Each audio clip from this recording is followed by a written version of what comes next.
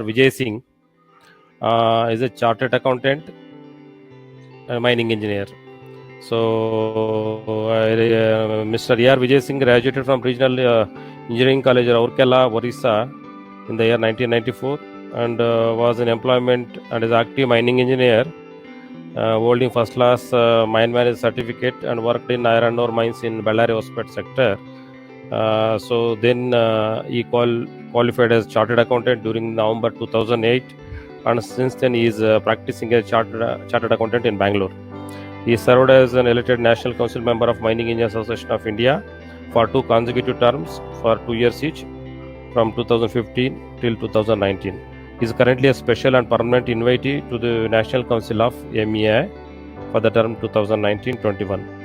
So now I request Sri R. Vijay Singh to present his presentation on EA environment and forest issues. So here to Sri Vijay Singh. So you can go ahead with your presentation.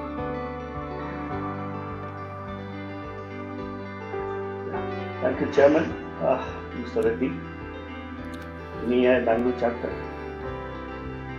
Can you hear me, Mr. Chairman? Yeah. We can hear you. Yeah. You can see my screen as well? Yeah. Yeah, good. But display is not coming. Not an issue. I also take cognizance of the Vice Chairman, Dr. Venkatesh, MEI Bangalore chapter, seniors in the mining industry, and friends. Good afternoon, everybody. This is a new way of connecting with each other. We have no other choice but to connect through online mode. Anyway, I would like to just clarify that I'm going to speak only on the environmental issues, not on the forest issues. And again, environmental issues concerning non-coal projects, basically major mineral projects, and maybe here and there something concerning the mining mineral aspects as well. Moving forward, let me begin with a disclaimer. Now, let me say that this is a presentation that is made by me alone, and it is not made on behalf of the Mining Engineers Association of India or Institute of Chartered Accountants of India or any person living or dead. And if any, it shall be purely coincidental or fictional. These are my own views. It doesn't belong to ICAI or MEI. Now, the first thing is this new dispensation, whenever they came into the position of power, they added the 2 alphabets CC. Today MOEF and CC is the new avatar of MOEF. But I come to know from the authorities that they were taking care of the climate change aspects also, but somehow maybe for better awareness, the new avatar of MEF is now called as MOEF and CC. Now, first of all, before we get into the details, I thought let us know the definition of environment as specified in the EP Act, Environment Protection Act 1986. This is how it is defined. In fact, I have just copied the way it is, including comma, full stop, everything. So, Section 2A, it does not define environment. It only says environment includes. See, whenever a definition has the word includes, it's very expansive in nature. It says environment includes water, air, and land, and the interrelationship which exists among and between water, air, and land, and human beings, other living creatures, plants, microorganisms. The moment I read this, I have highlighted the word microorganism in red. Even coronavirus, the virus is also considered as a microorganism. I'm afraid, whether this also will get into the aspect of environment or not. I'm not very sure because I'm not a biologist. Moving on. Now, for the first time, the mining projects had to take environment clearance by virtue of EIA notification 1994, which was published on 27th of January 1994. After this was repealed in 1994, then we had to grapple with EIA notification 2006. Now, mind you, both these notifications, it took about 1 year for the government to finally publish. Now, EIA 1994 notification, the draft was published exactly on 28th of January 1993. Similarly, EIA notification 2006, the draft was published for public domain on 15th of September 2005. The government took about 1 year because those days they had a time period of 365 days. And that is how it took about a year for them to finally publish. Finally, this has become a law. So the participants may be aware that we had something called a zero draft notification, EIA notification 2019. It was again put out in the public domain on 15th of April 2019. Now, there were some discussions on this, and as I understand, the same EIA notification 2009 has now come in the form of EIA notification 2020 is what I come to understand. And we all know it was published on 11th of April 2020. So there is a lot of action, lot of curiosity amongst the common public as to what this new notification entails. But unfortunately, the moment something new is to happen, litigations start in our country. Now, recently on 30th of June, there was a petition filed before the Honorable Delhi High Court, wherein they wanted extension of the timeline, to submit the comments. The government initially said 60 days. Then subsequently, there was a notification issued by the government on 8th of May. In the notification, they said they are going to extend for a further period of 60 days, but somehow the notification restricted, saying that the last date was 30th of June 2020. This was challenged before the Honorable Delhi High Court. Now the Honorable High Court has clarified that the date will not be 30th of June 2020. They are saying 60 plus 60, that means 120 days, that is 4 months from 11th of April 2020. That means the Honorable High Court has clarified now the last date for giving the comments on the draft EIA notification is 11th of August 2020. There is also another direction given by the Honorable Delhi High Court. They are asking the ministry to publish this draft EIA notification in vernacular languages, and then given a time limit of 10 days. But I don't think anything has happened on this aspect because 10 days are over. So we are wait and watch. Now finally, this petition in the Honorable Delhi High Court has been disposed of. Similarly, there was one more petition here filed in the Honorable High Court of Karnataka, Bangalore, by one NGO called United Conservation Movement Charitable Welfare Trust. Again, on 8th of July, there was an order. In fact, the petition has been accepted. Again, here, the petitioners, they wanted the time limit to be extended up to December 31, 2020. Now, the Honorable High Court has accepted. Notice has been served to the ministry.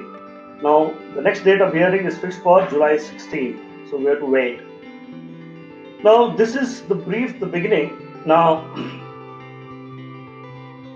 generally we see these notifications coming out, whether it is EIA 1994, 2006, and now the draft EIA 2020. Where is the power for the government, for the ministry to enact these notifications? They derive powers from section 3(1) and section 3, subsection 2 and clause 5 of the EP Act, wherein the ministry has been empowered. This is the wordings of the notification. Now, sometimes what they do, they also, along with the section 3(1) or section 325, they also take benefit of Rule 53D and Rule 54. Some of the notifications are put out for public comments, that is as per Rule 53D, wherein initially there was a time limit of 365 days, it became 545 days. Now, the government has got 725 days from the date the draft notification has been published to finally notify as a final notification.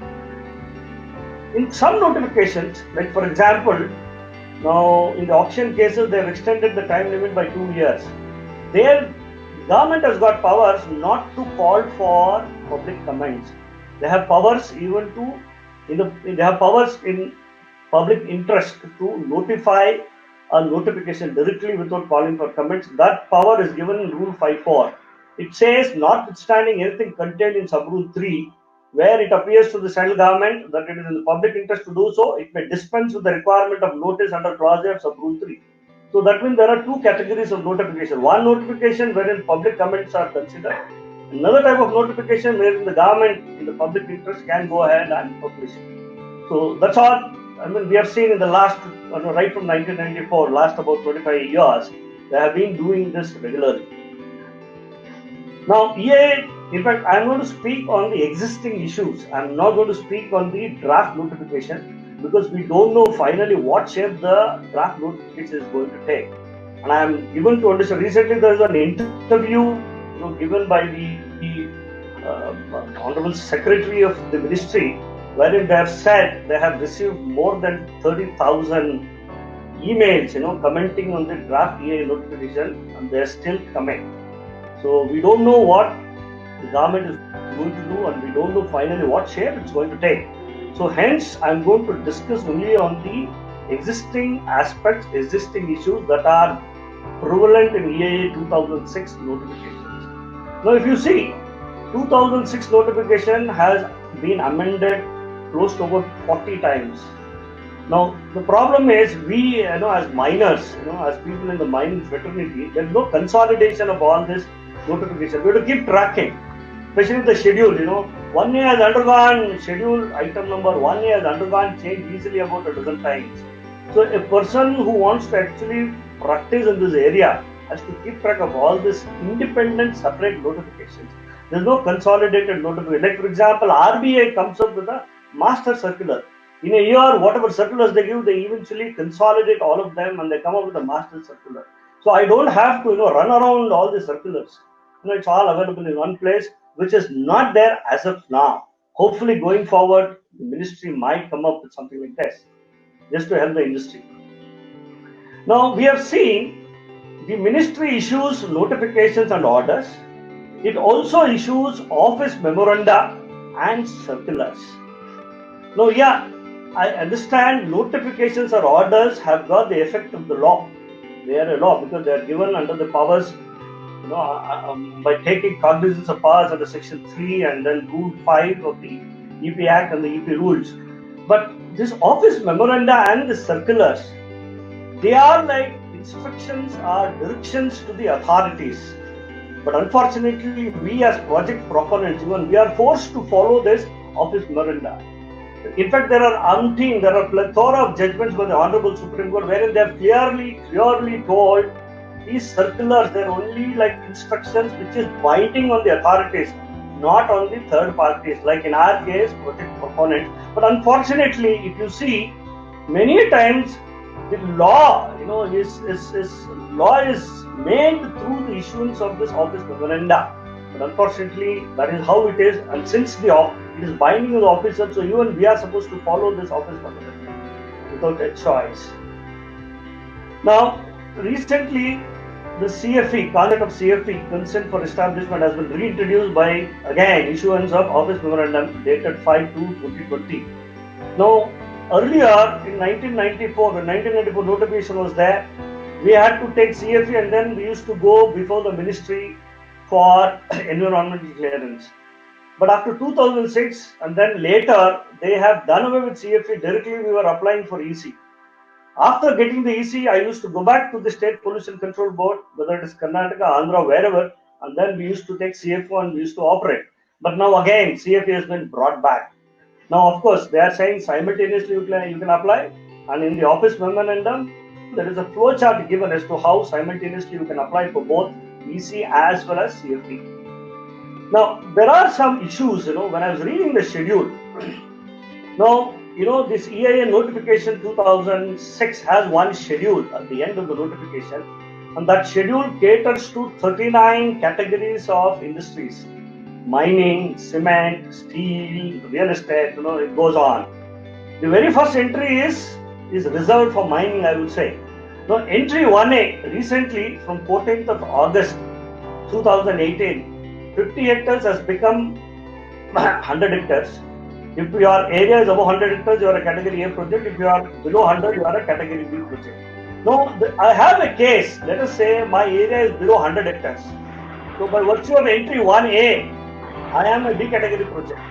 But if I go to entry 2B in the schedule, it's about mineral beneficiation, wherein if your mineral beneficiation is having a capacity of more than 0.5 million tons per annum, then you are a A category project. So Like say in a mining project, my area is below 100, whereas my mineral beneficiation is above 0.5 million tons, then where do I belong? It's showing it as Should I be A on. category or should I be B category? So I think this is a small lacuna which hopefully this new EIA notification will take care. Of course, entry 2B also says if you have both, then you can, your proposal will be taken up, along No, with the mining it is not. only. It is very Any clear. It is issue, not in Chairman? English.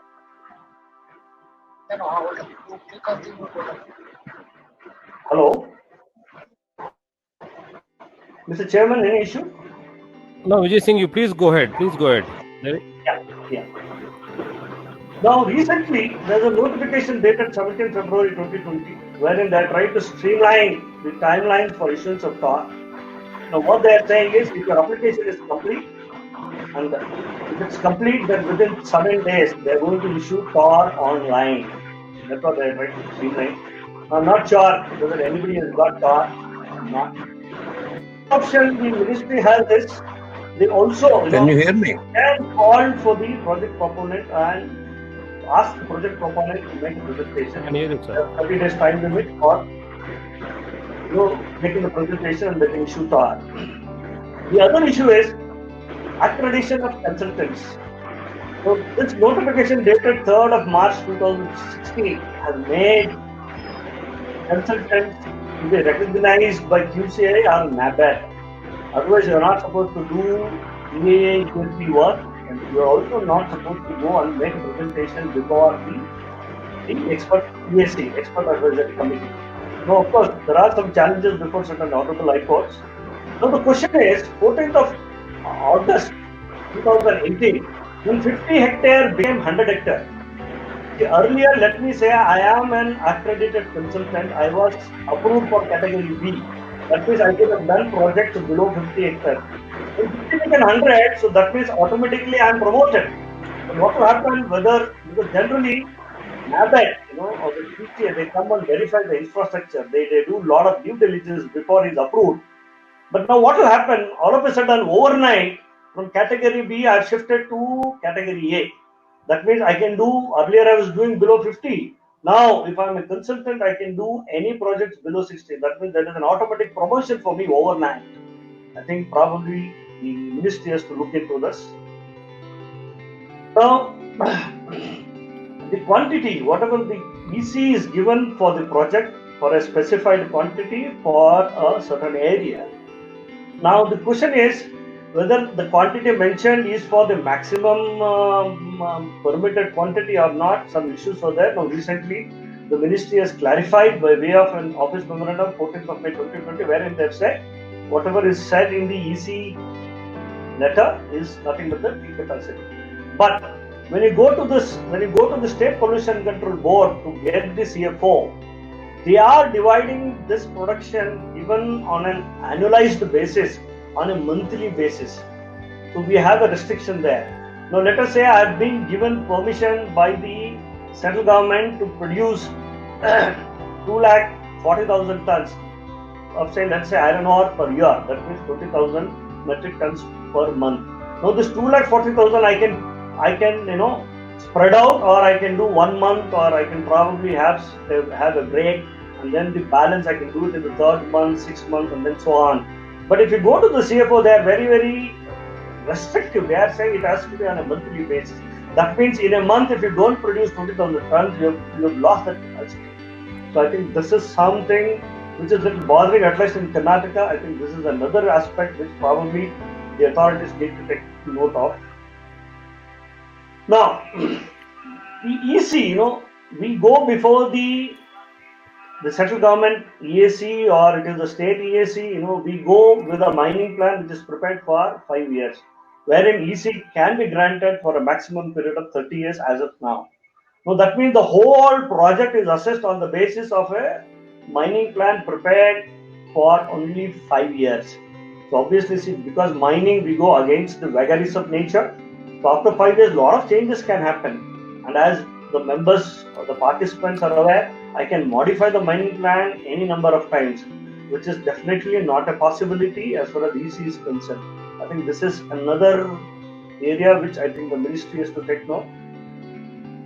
Now, recently, again, the ministry has issued an office memorandum dated 16th of Jan 2020, wherein they want all the leaseholders to do regrassing of the mining area. Of course, this has come out because of judgment in case of one IA in WP 114 of 2014, basically Orissa case we fought, wherein the Honorable Supreme Court, I think in the first week of Jan 2020, they said, because they were concerned about animals not getting fodder and stuff like that. The Honorable Supreme Court said, no, kindly have this condition also.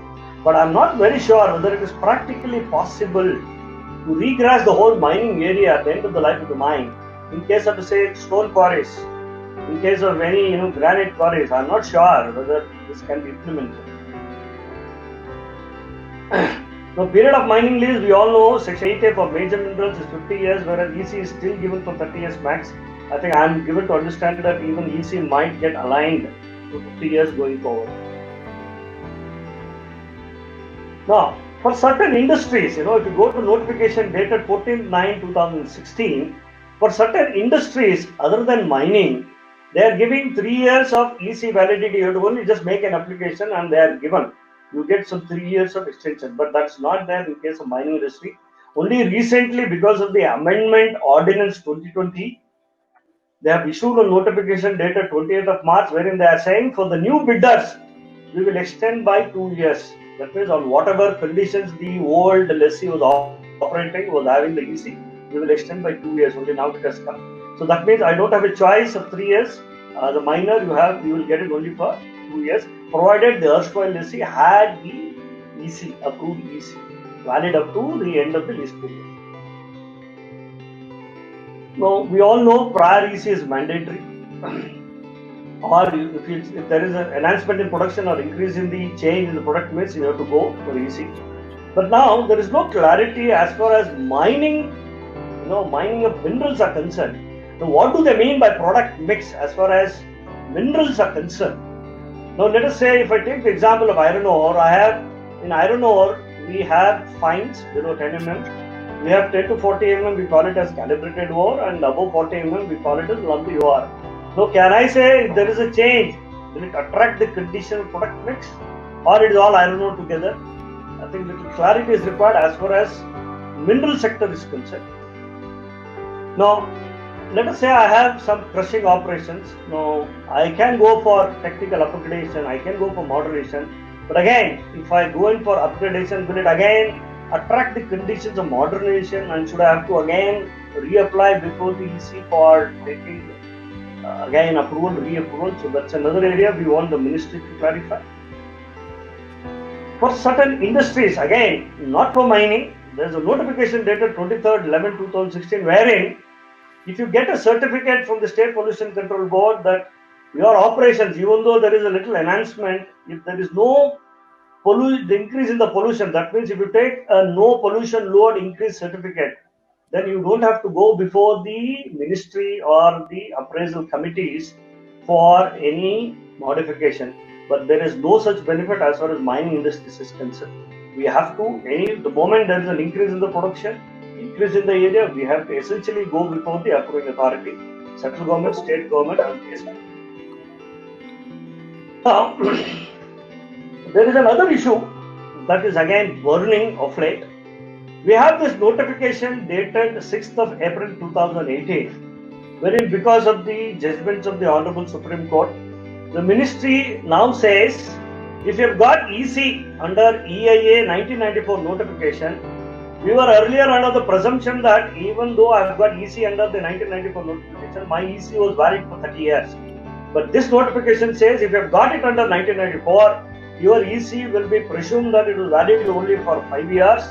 Then what to do? The ministry says you have to apply within 6 months from 6th of April 2018. All those cases, whoever had got EC under EIA 1994 notification, which was again valid and current as of 6th of April 2018, they gave a window of 6 months. Now the question is, let us say I have not applied, 6 months period is expired. Now what do I do? There is no answers. If I have not applied on or before 9th of October 2018, I really don't know what to do. So I'm saddled with that. Then slowly, as I'm seeing the forms and the other circulars, the ministry is slowly moving towards, earmarking 1/3 of the area for greenery.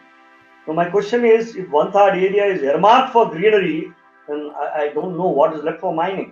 Because I need to make way for development, I need to make way for production, I need to make way for stockyards. If 1/3 I earmark, I'm not sure what will happen. Whether mining at all will be feasible. That's another area, especially in case of minor minerals, wherein the areas are very, very small. 2 acres, 10 acres, 5 acres. I really don't know whether 1/3 will work out. So cluster, I understand it should be for minor minerals, but it's not very clearly told whether even for major minerals it applies or not. Not very clear. Yeah, for minor minerals, you have to abide by the cluster conditions given in the notifications. A lot of glitches on the Parivesh portal. I think we spend hours and days just to upload one form, whether it is size of the file. So my request for the ministry is probably they need to smoothen it. Sometimes the EDS is essential details sort, and ADS, additional details, sometimes are not made available on the portal. We need to follow up with the concerned authorities and get them. And I have seen the consent, the content of form, like form 2, the way it is notified, forming part of the office memorandum is not the same as it is made available online. There is a difference. There is a difference, which personally I have experienced. Now, the other issue is, we call it as the famous Orissa case, WP 114 of 2014. Now, very unfortunate, the mining industry is hit very hard because of this. Across the country, people are affected. Unfortunately, the ministry has not filed a review petition, but I am told the government of Telangana and Singareni, they have gone ahead and they have filed a review petition. Now, we don't know what has happened as of now. I mean, the decision is awaited. Now, this judgment says, to tell you in sum and substance, what the Honorable Supreme Court did in WP 114 was, they just interpreted section 21 subsection 5 of the MMDR Act. They have interpreted what is illegal mining. That is all they did. If you read the judgment, which runs into more than 100 pages, this is the only thing they did. They only said, if you have operated without EC, without FC, without any consent, so you will attract 21.5 and you have to pay penalty. Now, penalty how much? You have to pay penalty as value of minerals that you have excavated. And that too, they have given a small relief from 2000, 2001 onwards. You have to pay value of the minerals. But if you go to the Act, the EP Act, because generally if you have not taken EC, you should be prosecuted under the EP Act. But unfortunately, of course, whatever the Honorable Supreme Court does is the law of the land. They have ignored that there is a provision for prosecution under section 19 of the EP Act, wherein under section 19 of the EP Act, the local authorities can initiate action, can file a case. That is what they call it as credible action. And there is a prosecution clause under section 15 of the EP Act, wherein a case will be filed before the Sessions Court. The concerned project proponents will be prosecuted. It is left to the discretionary powers of the honorable judges, the local judges, Sessions Court or the District Court, wherein they can imprison the project proponent for 5 years, or they can levy a penalty of a sum of maximum 1 lakh rupees. But unfortunately, these two provisions have been given a go-by in this judgment. The Honorable Supreme Court said nothing doing, you have to pay value of the minerals. There is another burning issue concerning violation cases. Now, before I get into this topic, now, as a proud citizen of Bangalore, or being from Karnataka, I'm proud to say that there are no violation cases from Karnataka. There are tons and tons of cases from the neighboring states, from Gujarat, from Rajasthan, everywhere. There are lots of violation cases. Now, what is a violation case? Violation case is something like, you have operated a mine without taking EC. If you have operated a mine without taking EC or the consent, so you are termed as a violation case. Now, what to do? Yes, people have violated, maybe ignorance of law or whatever. People have violated. Now, what to do? Even the ministry was having a problem because a lot of people, they were applying, and only at the time of presentation for TOR or at the time of EC presentation, they were knowing, yes, this is violation case, then what to do? So the ministry came up with an office memorandum dated 16/11/2010, which was subsequently superseded by another office memorandum dated 12th of December 2012, wherein they said, if you have violated, they say you have to do two things. One is you have to give an undertaking within 60 days that you are not going to repeat this violation. And the second thing is a credible action has to be initiated under Section 19 or Section 15 of the EP Act, or at least a case should have been filed. But again, this was again litigated. The Honorable Court, High Court of Jharkhand at Ranchi, in the case of Hindustan Copper, they said nothing doing, this is not possible. You have to hear in spite of all this.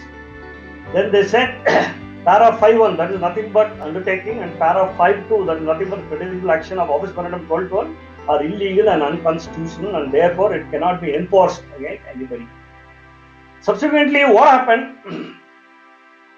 These office memorandums were again further squashed by one NGT. In case of some river valley projects, the Honorable NGT also has squashed those office memorandums for violation cases. Then the ministry came up with another notification called Notification SO 804E dated 14th of March 2017, wherein they said if you are a violation case, then you can come under this notification. But again, India being a democratic republic, so there is an association, one NGO by the name Puducherry Environment Protection Association. They filed one writ petition before the Honorable Madras High Court to challenge this notification. This notification was challenged. So initially the Honorable High Court granted essay and subsequently withheld this notification. It said there's nothing wrong with this notification and this is only a one-time measure. They disposed of saying that the Honorable High Court of Madras said this is a one-time measure, and they took some recording from the Additional Solicitor General saying that this is intended as a one-time measure and not to ratify future violation cases. Then in this notification, the government gave again 6 months window, 14th of March 2017 to 13th of September 2017. And again, because of the intervention of the Honorable High Court of Madras, they also said, all right, we'll give you one more month from 14th of March 2018 to 30th of April 2018. Now the question is, let us say you are a violation case and if you have missed these two deadlines, then what will happen? Nothing. There is nothing you can do. As of now, there is no remedy to it.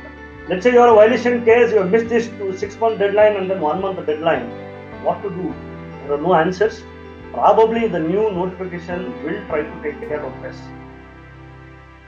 So moving on, again to further take it forward, all the violation cases, the ministry has come up with office memorandum dated 30th of May 2018.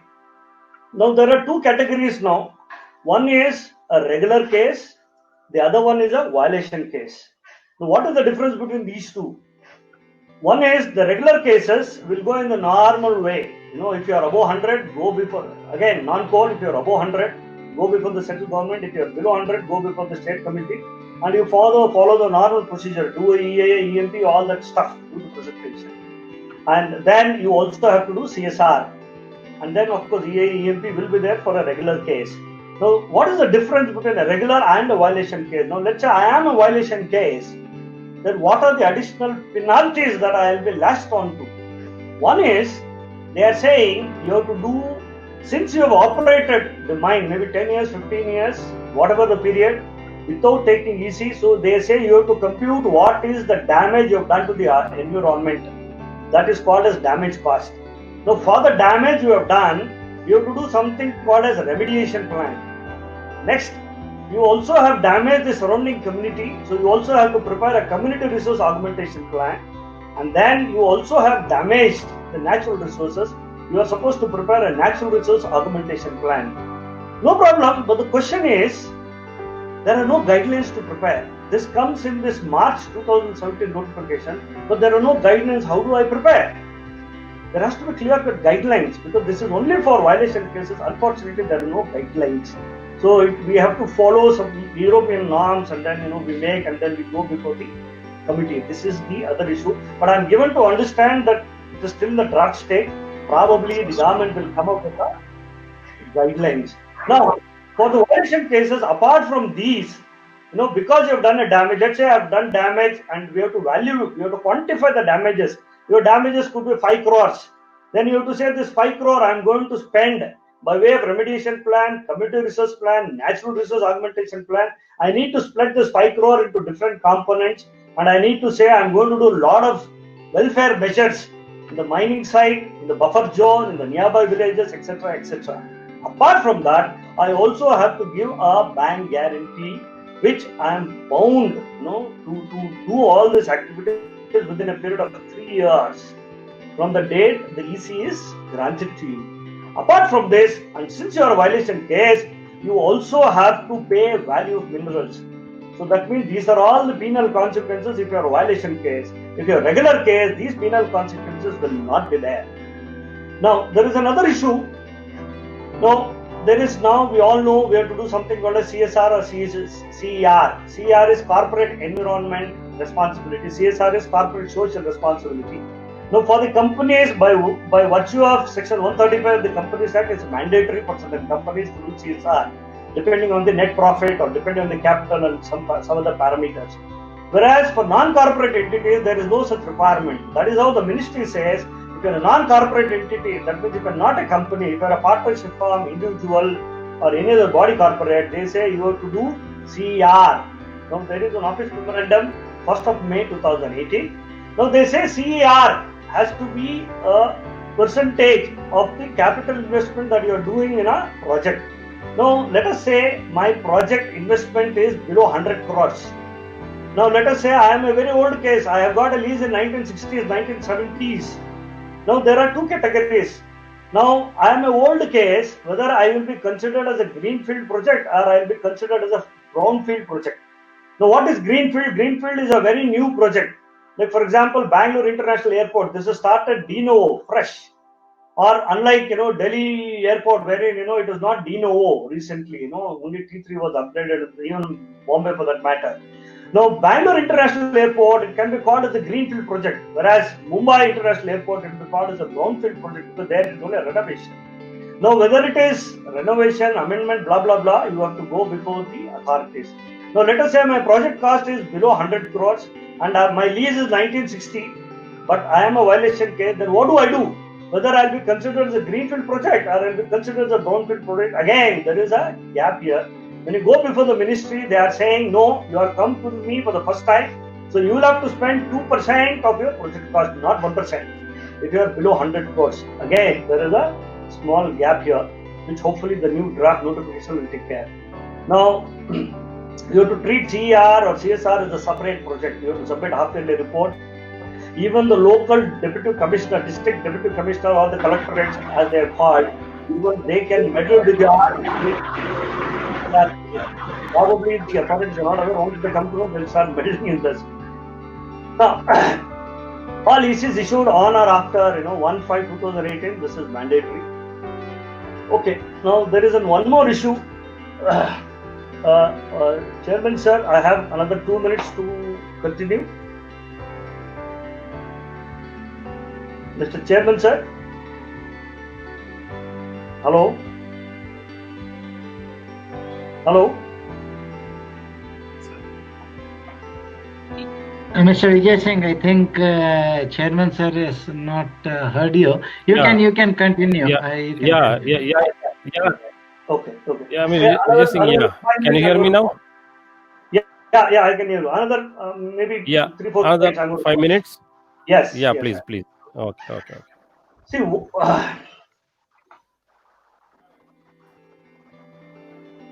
I hope you can see the screen. Yeah. One more issue. Now, what will happen to EC of ML areas below 5 hectares, especially for major minerals? EIA 2006 notification, they only talked about 5 to 50 initially, or subsequent amendments. They only talked about 5 to 50 and then above 50, as far as non-coal projects are concerned. This went on till about October 2014. That is when they said 0 to 50 and then above 50. So that means till about October 2014, what will happen to major mineral mining leases below 5 hectares? Now, one more issue was below 5 hectares, minor minerals were never ever covered as far as EIA 2006 notification was concerned. There was some petition filed before the Honorable Supreme Court. In the case of, we all are aware, the case of,